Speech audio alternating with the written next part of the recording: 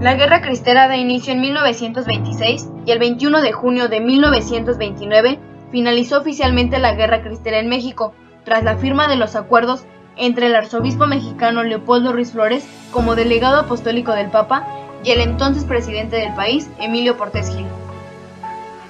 La Guerra Cristera fue un conflicto armado que se prolongó desde 1926 a 1929 entre el gobierno de Plutarco Elías Calles y milicias de laicos, presbiteros y religiosos católicos que resistían la aplicación de legislación y políticas públicas orientadas a restringir la participación de la Iglesia Católica sobre los bienes de la nación, así como procedimientos civiles.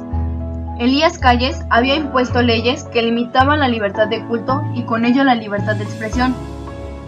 La Constitución mexicana de 1917 establecía una política que negaba la personalidad jurídica a las iglesias, prohibía la participación del clero en política, privaba a las iglesias del derecho a poseer bienes raíces e impedía el culto público fuera de templos. La Guerra Cristera comenzó cuando Plutarco Elías Calles modificó el Código Penal de la Constitución de 1917. Calles instauró lo que conocemos como Ley Calles el 21 de junio de 1926. En esta ley se buscaba reducir el número de sacerdotes, restringir la realización del culto religioso y aminorar las libertades de los creyentes.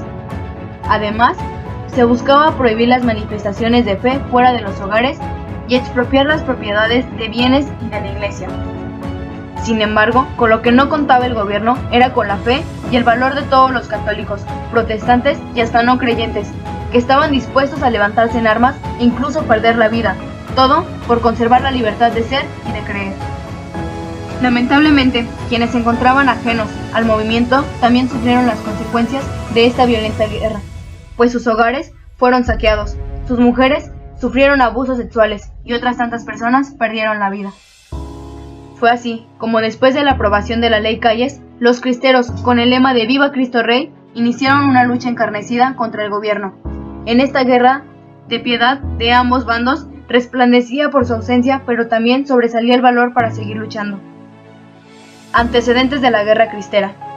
Después de haber terminado la Guerra de Reforma en 1859 y la intervención francesa en 1867, los gobernantes de México llevaron a la práctica una serie de medidas que proclamaban la separación entre la Iglesia y el Estado.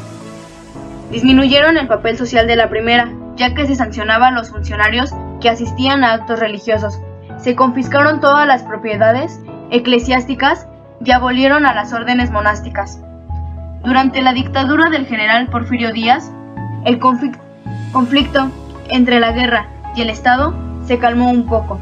Durante este tiempo, la Iglesia aprovechó de realizar en México una segunda evangelización, desarrollando numerosos movimientos de acción cívica y social, que fue hecha por órdenes del Papa, el cual pretendía renovar la Iglesia. La Iglesia estaba en plena expansión cuando comenzó la Revolución de México, siendo los primeros 3 años de estas favorables para la Iglesia. En 1910, tras la victoria de Carranza y Obregón, se promulga de la nueva Constitución, la cual establece una política de intolerancia religiosa y privó a la Iglesia de toda personalidad jurídica.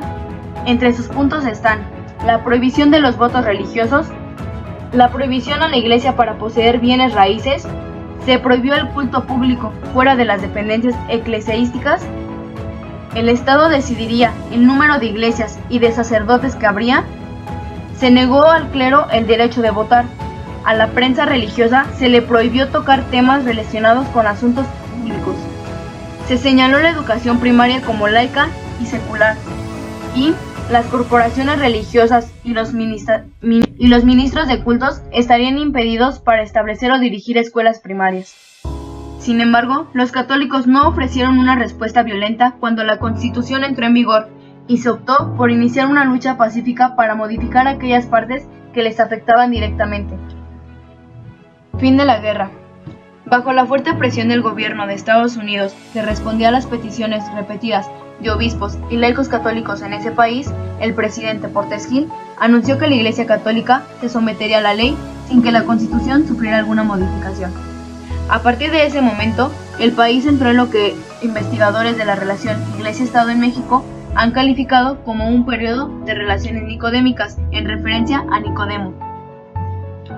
Otros calificaron a este periodo, que se extendería hasta 1929, como un modo de vivir, en el que el Estado renunciaba a la aplicación de la ley y la Iglesia renunciaba a exigir sus derechos.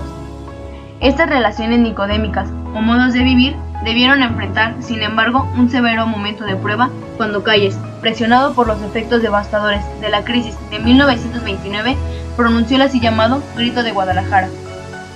En ese grito, el 21 de julio de 1934, Calles hacía un llamado para que revolución, triunfante en lo militar, se trasladara a partir de ese momento al ámbito de la conciencia, de la educación y de manera más específica de la educación de los niños.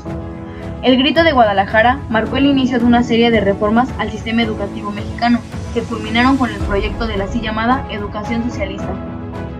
Las tensiones creadas por el grito fueron de tales dimensiones que una vez más se organizaron una serie de movilizaciones que por su magnitud son conocidas como la Segunda, es decir, la Segunda Cristiada, aunque en esta ocasión no hubo fracturas en el seno del episcopado. Desde Roma, el Papa, consternado ante lo que parecía el inicio de un nuevo ciclo de violencia en México, publicó la encíclica de Acerba Anmini en septiembre de 1932. Pues Calles, antes de terminar su gobernatura, había instalado... La Guerra Cristera da inicio en 1926 y termina... ¡Ay, se resta!